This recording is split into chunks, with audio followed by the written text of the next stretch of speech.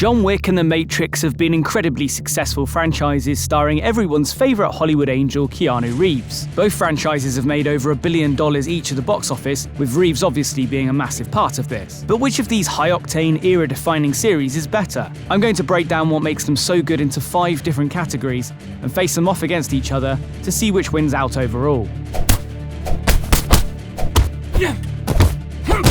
You can't look at these franchises without starting off with the action. Apart from being the nicest man on earth, this is what Keanu has earned his money from. He famously does most of his stunts himself, and when he says, "I know Kung Fu," he meant it. Fun fact, Chad Stahelski, who directed the John Wick movies from the second one onwards, met Reeves as his stunt double on the original Matrix. He also plays the imaginatively named Chad in Matrix Resurrections. Anyway, back to the fight we're here to see, the one between the two franchises. The action in the original Matrix was a game changer. As Resurrections points out, the whole Matrix has become defined by bullet time and Neo's limbo attempt. The movie, with its wire fu, spawned countless copycats and helped to define 2000's action, which we'll look at a little bit more later. Its follow-ups leaned more into what made its name, and, with an inflated budget, went even bigger with the effects, whether it was in the simulation or in the real world. With The Matrix, they should have practiced the mantra less is more, as the more video game orientated it got, the less the audience was interested. But there's no doubt when it comes to fight scenes, all 4 movies offer some highlights, excluding the weird Dragon Ball Z one at the end of Revolutions, of course.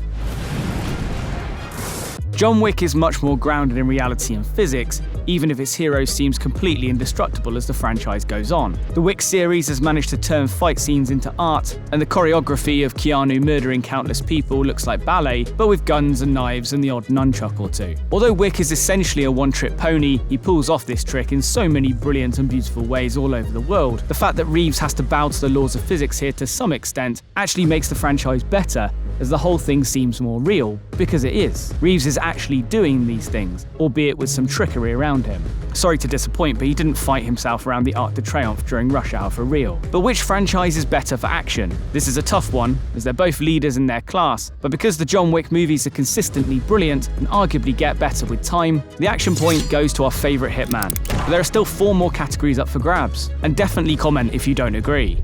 Now this is another tricky one, because the stories in both franchises are both batshit crazy. Or are they? Is this just all a simulation? It's not that kind of video, so let's just move on. The Matrix has 2 parallel stories going on, one in the Matrix and one in the real world. As the franchise moves on, so does the action in the real world, or at least until the 4th one, when they realised that no one cared what happened in Zion. John Wick starts off with his dog being killed, then things just escalate from there. By the 4th one, you've completely forgot how we've ended up here in the first place. The narrative switches from the very believable underworld revenge story to the ridiculous beef with the High Table that turns into all-out war. But for some reason, it's a journey the movies take you on, and you're more than happy to suspend your disbelief for the roller coaster. The Matrix, on the other hand, takes itself so seriously that when it starts getting far-fetched and warmongery, you want to be stopped to get off the ride. Not to mention the fact that it goes so far up its own arse it gets lost. The 4th one attempts to rescue it with a little bit of meta self-reflection, and then ends up pretty much repeating itself.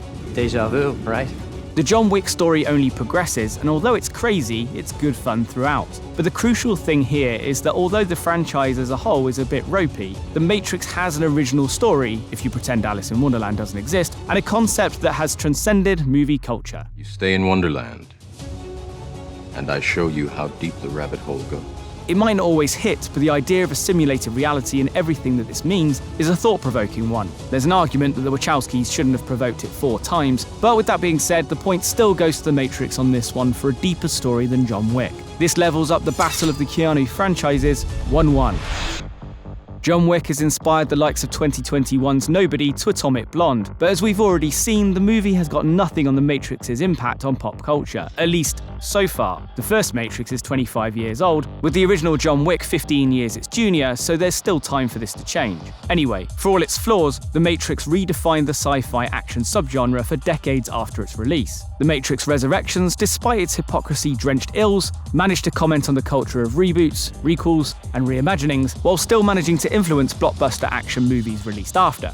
That's not to mention the other impact the movie has had. The term The Matrix is now used as part of people's language to describe any kind of conformity, for better or worse. It explored themes around consumerism, capitalism, and how much leather is too much leather. It's always a measure of something's impact, just how much it gets parodied, and at the height of Matrix fever in 2003, the franchise was getting this treatment all over the place. Most notably from Will Ferrell, Sean William Scott, and Justin Timberlake in the opening to the 2003 MTV Movie Awards. Ergo, concordantly, vis-a-vis, you know what?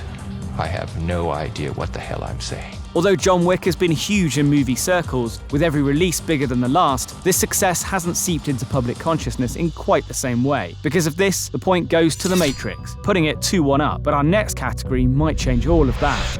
Throughout the 4 movies to date and its continental spin-off, the John Wick world becomes more immersive with each installment. The series has been filled with enough interesting characters, which we'll get onto soon, to populate half a dozen action franchises. Plus, the glossy backdrops that use existing iconic locations like Paris, New York, and Osaka help build an exaggerated John Wick world to go with the exaggerated action. In contrast, the Matrix franchise lost its intrigue as viewers learned more about its eponymous setting. The less we knew, the better. In the original movie, the revelation that Neo was living in a simulated reality was mind-blowing. But as the series continued, the worst party guest of all time, the Architect, lectured us all about the complicated layered reality which turned out to be drier than a cracker left in the Sahara. The problem with this is that we all stopped caring, and the other problem is we never really cared about Zion and the other steampunk wet dreams that sent us all to sleep. The John Wick universe became weirder but more interesting. The Matrix became more self-indulgent and like a philosophy lecture. John Wick takes this one to level it up 2-2.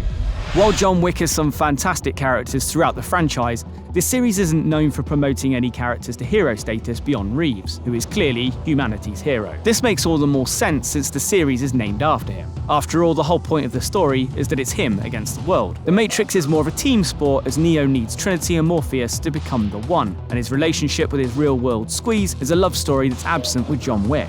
Then again, Wick's supporting cast has some real unique treats. In Winston, he has a loyal and eccentric friend it's impossible not to like, especially during the 4th installment's final showdown. You arrogant asshole. He didn't shoot. Consequences.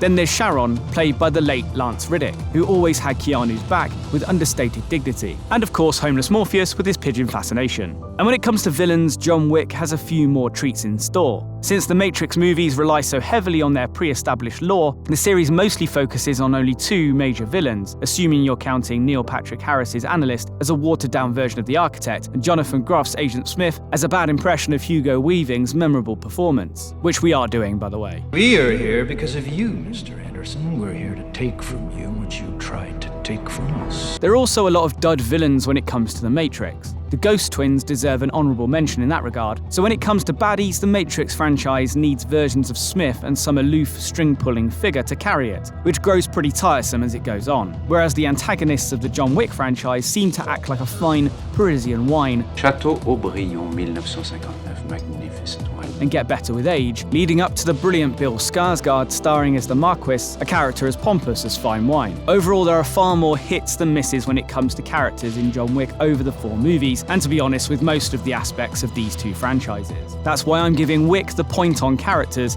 and bracing myself for a comment backlash, because this means that John Wick puts a bullet in Neo's head, and at least in this video, is the one. Everyone's favourite widowed assassin takes the overall win 3-2 as the best Keanu Reeves franchise.